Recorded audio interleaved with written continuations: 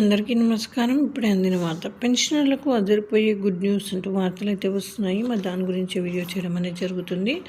Friends, video skip చేయకుండా చివరి వరకు చూడండి. అలా అయితేనే మీకు పూర్తి ఇన్ఫర్మేషన్ అనేది తెలుస్తుంది. అలానే చాలామంది చూస్తున్నారు కానీ సబ్స్క్రైబ్ చేయడం అయితే మర్చిపోతున్నారు. దయచేసి సబ్స్క్రైబ్ చేయండి, అలానే లైక్ చేయండి. ఇంకా లేట్ చేయకుండా వీడియోలోకి అయితే వెళ్ళిపోదాం. ప్రజా సంక్షేమ లక్ష్యంగా పనిచేస్తున్న తెలంగాణ ప్రభుత్వం కొత్త పింఛన్దారులకు గుడ్ న్యూస్ తెలిపింది. త్వరలో అర్హుల ఎంపిక ప్రక్రియ ప్రారంభించినట్లు తెలిపింది. ఇందులో భాగంగా త్వరలో కసరత్తు ప్రారంభించనుంది. రాష్ట్ర వ్యాప్తంగా కొత్త ఆసరా పింఛన్ల కోసం 10 లక్షలకు పైగా దరఖాస్తులు చేస్తున్నారు. అయితే దీంతో వారిని ఆదుకునేందుకు ప్రభుత్వం అడుగులు వేస్తుంది.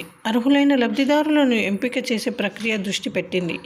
ఇప్పటికే ప్రభుత్వం 11 రకాల పింఛన్లు అందిస్తోంది. మొత్తం 42 లక్షల మంది లబ్ధి పొందుతున్నారు. ప్రస్తుతం పలు అంశాలను దృష్టిలో పెట్టుకుని కొత్త పింఛన్లపై క్షేత్రస్థాయిలో పరిశీలన చేస్తుంది. పింఛన్ తీసుకుని చనిపోయిన వాళ్ళ స్థానంలో కొత్త వారిని చేర్చే అంశంపైన చూస్తుంది. కాగా త్వరలో బడ్జెట్ సమావేశాలు జరగనున్న నేపథ్యంలో అర్హులను త్వరగా ఎంపిక చేయాలని పంచాయతీరాజ్ శాఖ అధికారులు భావిస్తున్నారు.